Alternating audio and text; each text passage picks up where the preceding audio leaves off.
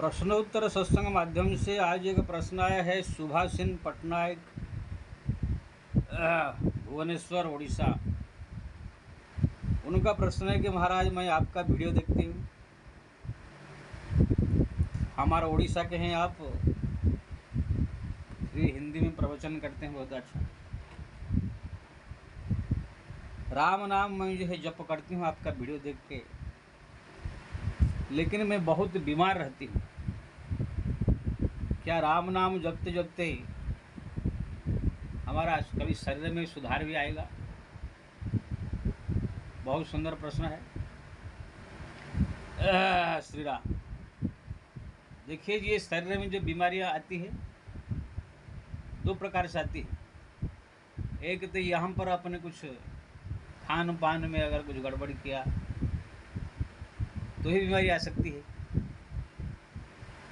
जैसे आजकल सब केमिकल का भोजन आ रहा है, दाल में, चावल में, फल में, मिठाई में, होटल में जाके खाओ तो भी केमिकल, हर एक चीज़ में केमिकल सब मिला दिया गया है। मिलावट भोजन सब खा रहे हैं लोग, उससे तरह तरह की बीमारियां सब पैदा हो रहा है। तो ये सब जो है बीमारियां अपने खाने का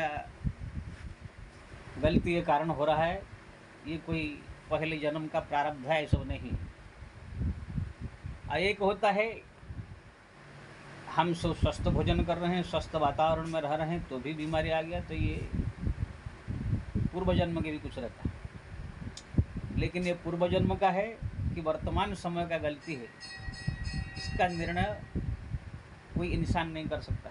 ये सब भगवान जानते हैं। गहनो कर्मणो गति, भगवान गीता में कहा गहनो कर्मणो गति। कर्म का गति बहुत गहन है, कोई जान नहीं सकता है ये किस्मत में था कि इसी समय गलती से हुआ। इसलिए किसी को भी ये भाग्य में था, पहले कुछ गलती किया था इसलिए बीमारी हुआ, ये भी नहीं कह सकते हैं। हो सकता है इसी समय गलती से हुआ और किसी को भी हो सकता है। यही से उदाहरण देंगे, अगर आपने केला खाया, केला खाने के बाद आपने पानी पी लिया तो आपको सर्दी हो जाएगा। तो केला खा कर पानी पीना ये आपका इसी समय का गलती है खान पान में। तो पहले जन्म का कोई पाप नहीं था जो सर्दी आपका आ गया। हमारे यहाँ पर शुक्ला जी रहते थे, तो दाल भात तो सब्जी में दूध मिला के खा जाते थे, जबकि दूध को नमक से मिलाना नहीं चाहिए। अगर दूध के साथ नमक, दाल, चावल, भात, ये सब दाल, सब्जी ये सब मिला के खाया जाए तो कुष्ठ रोग हो जाएगा, अगर साल 2 साल ऐसे खा लिए। अब कोई व्यक्ति दूध में, दाल में दूध मिला के खा रहा है, सब्जी में दूध मिला के खा रहा है और उसको कुष्ठ रोग हो गया, तो आप ये नहीं कह सकते हैं कि पहले जन्म का पाप था इसीलिए हो गया। नहीं, इस समय के खान पान की गलती से हुआ। पूर्व जन्म का पाप तो तब होता है जब कोई ऐसी गलती नहीं, कोई ऐसे ये गड़बड़ी नहीं कि फिर भी कहाँ से आ गया है, तो उसको कहा जाता है। इसलिए ये जो बीमारियां हैं आती है, ये इसको जो है जो उचित इलाज है, हमारे डॉक्टरी इलाज है, आयुर्वेद इलाज है, जो या अपने पास जो जानकारी है उसको करनी चाहिए, डॉक्टर से इलाज करनी चाहिए। साथ साथ में भगवान का नाम जप जो आप कर रहे हैं, ये बहुत बड़ा सहयोग देगा। अगर राम नाम जप आप कर रहे हैं दिन में बहुत सारे 4 घंटा 5 घंटा या उससे ज़्यादा समय चलते फिरते उठते बैठते अब भगवान का नाम आपके मुख से निकल रहा है, भगवत स्मरण आपके पास है, तो आपके पास क्या होगा? एक फ़ायदा होगा, आपको अच्छे डॉक्टर मिल जाएंगे भगवान की कृपा से, अच्छे दवाइयाँ मिल जाएगी, अच्छे सहयोगी मिल जाएंगे, आपको मदद करने वाले मिल जाएंगे, आपको ऐसी जगह पर भगवान भेज देंगे कि जहाँ पर इलाज आपका सटीक हो जाए। आर्थिक परिस्थिति आपका सब ऐसे लोग सब मदद कर देंगे, अगर है नहीं है तो भी। तो ये भगवान की कृपा से जो है ये सब व्यवस्थित हो जाएगा, अगर आपका नाम जप, भगवान का प्रति स्मरण, चिंतन और प्रार्थना है तो।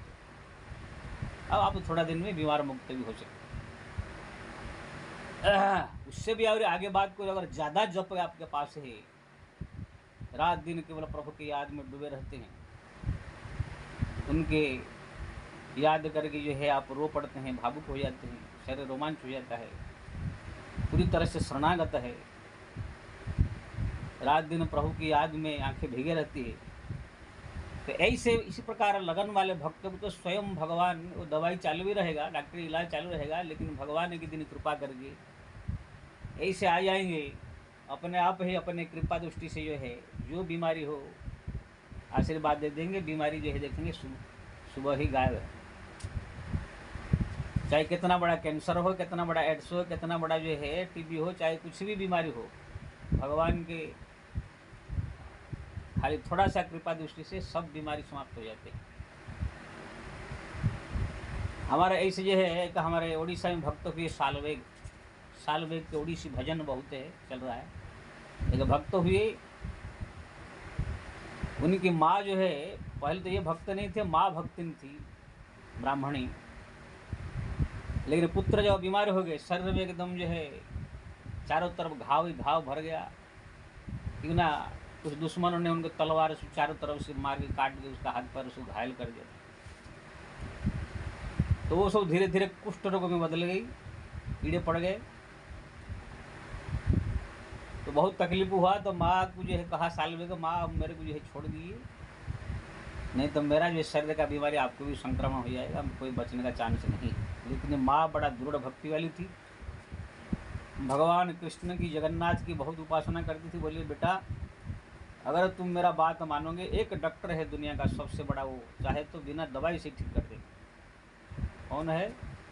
स्वयं भगवान है, कृष्ण जगन्नाथ। उनका नाम आप चलते फिरते उठते बैठते खाते पीते 24 घंटा बाद से वही एक काम करो,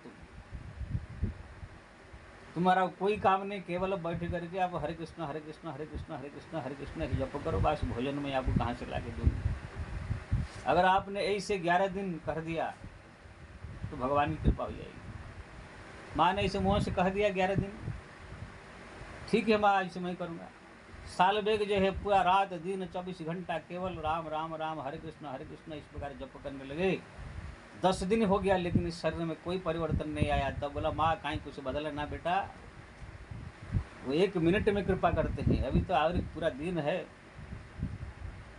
तब साल में फिर जप करने लगे। माँ जो है ब्राह्मणी है, भगवान में प्रार्थना करने लगे, प्रभु कृपा करो। उनके मन में एक श्रद्धा विश्वास जग गया है, मेरा मन में भी विश्वास है, आप जरूर कृपा करेंगे, कहीं विश्वास न टूट जाए। इस प्रकार ब्राह्मणी माता जो है अपने पुत्र के लिए प्रार्थना कर रही है। बोलते हैं दोनों माँ बेटे की प्रार्थना इतना काम किया, स्वयं भगवान जो है रात्रि अर्धरात्रि में आ करके सालवेग के शरीर में कुछ ऐसे हाथ फेर दिया, राख लगा दिया। सालवेग देख रहा है स्वप्न में, साक्षात भगवान नारायण आकर के उनके शरीर में हाथ फेर रहे हैं, कुछ राख लगा रहे हैं। जैसे भगवान आशीर्वाद देकर चले गए हैं, तुरंत स्वप्न जब टूटा, देखा शरीर सोने की जैसे चमक रहा है, सब बीमारी गायब है। जाकर माँ को बुला के दिखाया, माँ गदगद हो गई। दोनों माँ बेटी उस दिन से सारा संसार त्याग करके भगवान जगन्नाथ की, भगवान कृष्ण की भक्ति में लग गए, वृंदावन गए, फिर देश का भ्रमण करते हुए भगवान की भक्ति का प्रचार करते हुए अंत में जगन्नाथपुरी में रहे। अंत में दोनों माँ बेटी जो है भगवान के धाम गए। तो देखा आपने, उधर जो है बेटा जो हरिनाम जप कर रहा था, माँ भी प्रार्थना कर रही थी, दोनों की प्रार्थना काम किया। तो ये आशीर्वाद से जो है बहुत बड़ा जो कुष्ठ रोग एकदम पूरा असाध्य था, तो ठीक हो गया। तो ये भी एक कृपा है। अगर आपके पास नाम जप है, लेकिन साथ साथ लगन है और उनके प्रति प्रार्थना है, आपके आंखों में अश्रु है, शरीर में रोमांच है, भगवान की जो है प्रार्थना, जिसके लिए भी आप प्रार्थना कर रहे हो, अपने लिए हो, चाहे अपने लड़के के लिए हो, चाहे अपने पिता माता के लिए हो, चाहे किसी के लिए भी हो, आप प्रार्थना कर सकते हैं। भगवान सबके सुनते हैं। जैसे यहाँ पर जो है अपने पुत्र के लिए किया, तो जो बीमार आदमी वो स्वयं अपने लिए भी कर सकता है, लेकिन तो कोई उनके रिश्ते नाते भी उनके लिए प्रार्थना करके भी भगवान को दिखा सकते हैं। तो इसी प्रकार से अगर स्वयं भी भक्त हो और कोई रिश्ते नाते भी साथ में प्रार्थना करे तो बात ही अलग है। तो इसी प्रकार से जो है भगवान का नाम जप में महिमा है। अगर आपकी सामान्य जप है, सामान्य भक्ति है, तो कोई ना कोई आपको भगवान सहयोग कर देंगे, अच्छा डॉक्टर का व्यवस्था कर देंगे, पैसा की व्यवस्था कर देंगे, सहयोगी आपको मिल जाएंगे। अगर आपके भक्ति तीव्र है, रात दिन एकदम डूबे हैं पूरा भक्ति में, प्रेम में, तो फिर भगवान स्वयं आकर के अपने आशीर्वाद से भी बीमारी आपका ठीक कर सकती है। ऐसे सब हुआ है। अब भगवान क्या है, वो तो गुरु के पुत्र जब मर गए थे 10 साल पहले सांदीपन के, जब गुरु माता ने कहा मेरे को पुत्र चाहिए, तो भगवान जाकर जमराज के वहाँ से उनके पुत्र को लेकर के जिंदा आ गए, दे दिए गुरु दक्षिणा। माता देवकी ने कहा कृष्ण भगवान से मेरे को 6 पुत्र जो कंस मार दिया था वो चाहिए। भगवान कृष्ण देखा वो लोग कहाँ पैदा हुए हैं, जो देखा पातालपुरी में पैदा हुए थे, और वो लोग को जा करके छोटा बच्चा बना करके भगवान ला कर माता देवकी को दिया। तो ऐसे ही से भगवान सर्वशक्तिमान है, मरे हुए के भी जिंदा करके देने वाले हैं। तो फिर बीमारी तो छोटी सी चीज़ है, इसलिए आप जो है भगवान का नाम जप कीजिए, भगवान का भक्ति कीजिए, और ज़्यादा से ज़्यादा उनको प्रार्थना कीजिए, एकांत में बैठ करके उनको प्रार्थना कीजिए, रोइए, आंखों से अश्रु बहाइए। वो सर्वशक्तिमान है, समर्थ है, कुछ भी कर सकते हैं। एकांत स्थान में आपके घर में भी कहाँ मिलेगा, कोई नहीं रहेगा, नहीं छत में चढ़ जाने का, पतरा में चढ़ जाने का, कहीं भी पेड़ के नीचे, जहाँ भी आपको एकांत मिले बैठ करके भगवान को याद करते करते रो पड़िए, प्रार्थना कीजिए, तो बहुत ही कृपालु है। तो इसी प्रकार से आपका जो है नाम जप से बीमारी भी ठीक हो सकता है और भक्ति बढ़ेगा, कल्याण भी होगा।